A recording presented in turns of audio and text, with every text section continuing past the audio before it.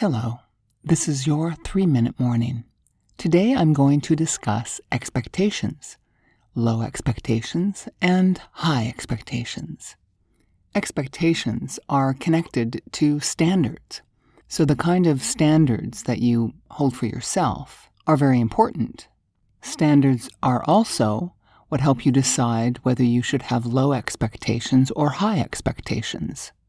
For example, if you hold yourself to a high standard at work and you have a good work ethic, you're competent, and you tend to have a lot of success with all the projects that you complete, then it's reasonable to have a high expectation of the people around you to work in a similar manner and have similar types of success.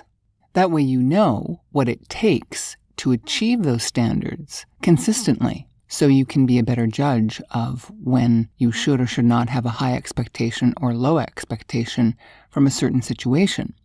If we go back to the work situation, well, if somebody's just starting to learn the type of work skills that you've been using for and developing for years, you're going to have a low expectation that they're going to be able to do those things well.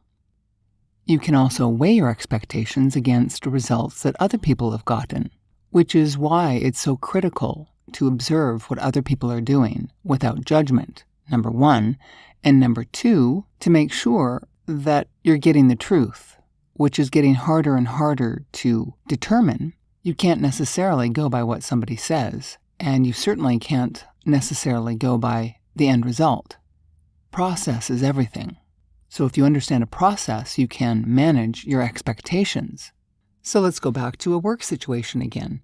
If it's a very simple job where you're literally punching holes in something, let's say some cardboard, into a type of machine and you pull a lever and it pops out certain shapes from the cardboard.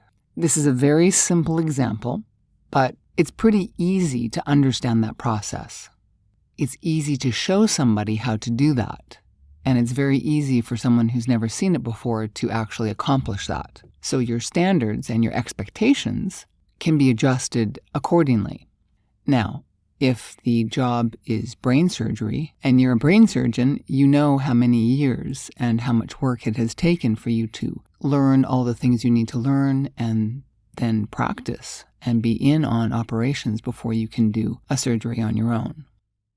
So this is how you can manage expectations, is by understanding the process of something.